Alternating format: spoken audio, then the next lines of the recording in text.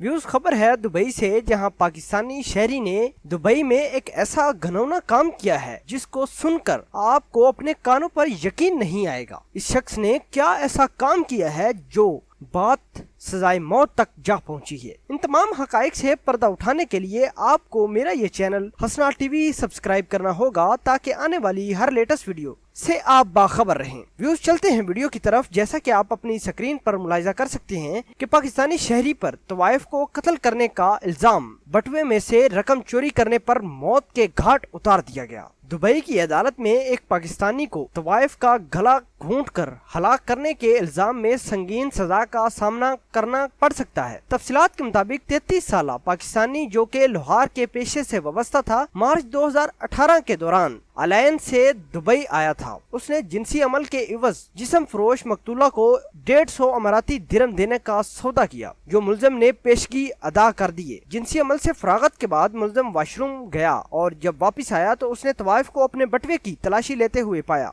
मुल्जिम ने अपना बटवा चेक किया तो उसमें 150 अमाराती दिरहम गायब थी, जिस पर मुल्जिम ने मकतूला को कहा कि वो उसके चोरी किए हुए पैसे वापस कर दे, जिस पर मकतूला ने उसे धमकी दी कि अगर वो फ्लैट से न गया तो पुलिस को बुला लेगी। उसके बाद मकतूला जैसे ही वॉशरूम गई तो मुल्जिम भी उसके पीछे चला जाता है और तैश में आकर अपने हाथों से उसका गला घूंट कर मार दिया। फिर उसने खतून के पैसे और 2 मोबाइल फोन चोरी किए और वापस अलायन चला गया। कुछ दिनों बाद मकतूला के फ्लैट से बहुत ज्यादा बदबू आने पर चौकीदार ने पुलिस को तलब किया, जिसने फ्लैट का दरवाजा खोलकर वॉशरूम से खतून की जुज़वी तौर पर गली सड़ी लाश बरामद कर ली। पुलिस ने मकतूला के कातिल की तलाश जारी रखी। बलाखिर पुलिस को मुल्जिम का सुराग उस स्टोर से मिल गया जहां उसने मकतूला के मोबाइल फोन्स बेचे थे। इस्तिगासा की जानिब से मुल्जिम पर मकतूला के साथ जिनसी अमल के बाद उसे दानिस्ता तौर पर कत्ल करने के अलावा उसके 450 अमाराती दिरहम मोबाइल फोन चुराने के इल्जामात आयद किए गए हैं और इस कत्ल को कत्ले